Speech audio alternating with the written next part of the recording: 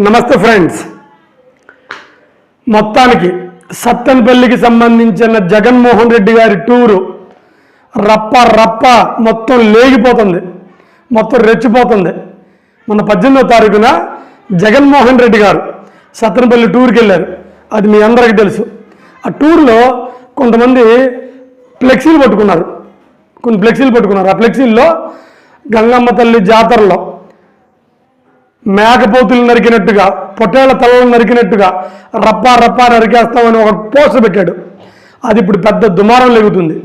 అది మొత్తం మన స్టేటును దాటి ఢిల్లీ దాకా కూడా వెళ్ళిపోయింది. అయితే ఇది పోలీస్ స్టేషన్కి సంబంధించిన కేసుగా కాదు, కానీ పెద్ద మనుషుల మధ్యగా మన నరేంద్ర మోడీ గారి దగ్గర కూడా వెళ్ళిపోయిందంట.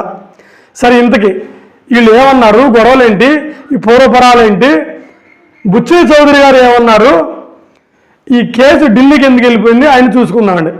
ఆయన్ని చెప్పే ముందు నాది ఒక చిన్న విన్నపం. కొంచెం ఛానల్ని కొత్తగా ఎవరైనా చూస్తుంటే కొంచెం సబ్స్క్రైబ్ చేయండి, ఎంకరేజ్ చేయండి. ఇక మేటర్లోకి వద్దాం. జగన్మోహన్ రెడ్డి గారిని వద్దు అన్నారు. 100 మంది రావాలి, 3 కార్లే రావాలన్నారు.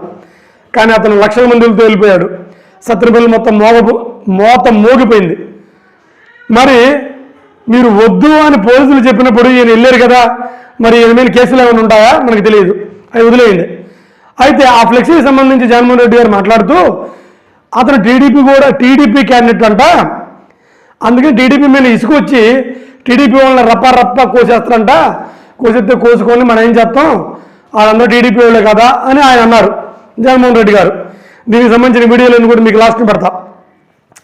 అయితే ఇప్పుడు దానికి కౌంటర్గా బుచ్చయ్య చౌదరి గారు, టీడీపీ ఎమ్మెల్యే గారు అనుకుంటా, అతను రాజమండ్రికి సంబంధించి, ఐఎమ్ నాట్ షూర్, అతనేమన్నారంటే, మీరు జగన్మోహన్ రెడ్డి గారు మీరు మనుషులా, అన్యాయం జరిగిందని చెప్పి నక్సలైట్ లాగా మారమని అంటావా, అందరిని రప్ప నరికేమంటావా, అసలు మీరు మనిషేనా, రప్ప నువ్వు నరుక్కో లేకపోతే నరికించుకో అని ఇతనా అన్నారు. మొత్తానికి మన ఏపీ రాజకీయాలు రప్ప చుట్టూరే తిరుగుతున్నాయి. వాళ్ళు రప్ప నరికేస్తామంటే రప్ప నువ్వు నరుక్కొని వీళ్ళు అంటున్నారు. ఇప్పుడు వైసీపీ టీడీపీ మధ్య మాటలు యుద్ధం నడుస్తుంది. వైసీపీకి సంబంధించిన ఎమ్మెల్యేలు కూడా బుచ్చయ్య చౌదరి గారు నీకు 80 ఏళ్ళు వచ్చినాయి, బుద్ధి జ్ఞానం ఉందా, ఆడవిడే ఒక కటౌట్ పెట్టుకుంటే ఆళ్ళు లెక్క వేరు, నువ్వంటం వేరు, మీరు ఇలాగే కొనసాగించండి, రాబోయే 2029లో ఏముంటుంది మనం చూడలేం అని వీళ్ళు గట్టి కౌంటర్ వేస్తున్నారు. సరే, ఈ మ్యాటర్ ఇలా ఉంచితే ఈ రప్ప గొడవ ఢిల్లీకి తాకిందని ఒక సమాచారం. ఈ టూర్ విషయాన్ని చూసిన వెంటనే, ఈ రప్ప చూసిన వెంటనే పైకి మోడీ గారు కూడా అసలు ఈ రప్ప ఏట్రా బాబు, మీరు జగన్మోహన్ రెడ్డి గారు ఒకసారి మీరు ఢిల్లీకి రాండి అని చెప్పారు. ఆయన ఢిల్లీకి రాండి అని చెప్పడంలో 2 రీజన్స్ ఉన్నాయంట. ఒకటి, ఈ రప్ప కూడా పెద్దగా అయితే లేదు, కానీ ఇంతమంది జనం ఇతనికి వస్తున్నారు కాబట్టి మనకి ఫ్యూచర్లో ఇతని సపోర్ట్ అవసరం ఉంది, అందుకని జగన్మోహన్ రెడ్డి గారిని మనం మంచి చేసుకుంటాం, లేదా మనం కొంచెం అండగా ఉందాం అని మన మోడీ గారికి తలంచిందంట. అందుకని మోడీ గారు జగన్మోహన్ రెడ్డి గారిని మీరు రప్ప వచ్చేయండి ఢిల్లీకి అని చెప్పారు. ఈయన కూడా రేపే ఎల్లుండ రప్ప ఢిల్లీ వెళ్ళిపోతారు. ఏమైనప్పటికీ ఆ రప్ప అనే పోస్టరు ఇటు టీడీపీకి వైసీపీకి మొత్తం విపరీతమైన గొడవలకు కారణమైంది. జగన్మోహన్ రెడ్డి గారు కూడా, అతను కూడా మన నరేంద్ర మోడీ గారి దృష్టిలో పడ్డారు. సరే, ఈ ఎన్నికలు లేదా ఈ రప్ప గొడవలు ఎడిపోయేటి వస్తాయో మనం చెప్పలేం, కానీ ఏది ఏమైనప్పటికీ ప్రజాస్వామ్యంలో గొడవ మాత్రం మంచిది కాదు, అవి ఎప్పుడు కూడా మంచికి దారి చేరవు అని చెబుతున్నాను. అంతే మ్యాటర్.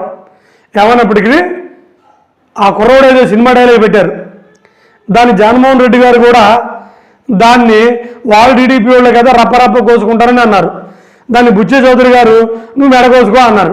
ఇవన్నీ కూడా చూస్తుంటే ఏదో అలా వాళ్ళు ఎవరికి వాళ్ళు మాట్లాడుకోవాలి కాబట్టి మాట్లాడుకున్నారు అన్నట్టుగా వెళ్ళిపోతున్నాయి. సరే, ఏమైనప్పటికీ అవి మాటలుగా పరిమితం అయితే చాలా మంచిది, కానీ అవి చేతల్లోకి వచ్చి రప్ప పేకలు తెగకుండా ఉండాలి. అలా తెగితే మాత్రం ప్రజాస్వామ్యానికి మంచిది కాదు, మనకి రెవల్యూషన్ వచ్చేసింది. అందుకని ఏదైనా 2 పార్టీల్లో కార్యకర్తలు కానీ నాయకులు కానీ సమన్వయం పాటించి ప్రజాస్వామ్యాన్ని కాపాడవలసిన బాధ్యత అందరిపైన ఉంది. జై రప్ప. నమస్కారం.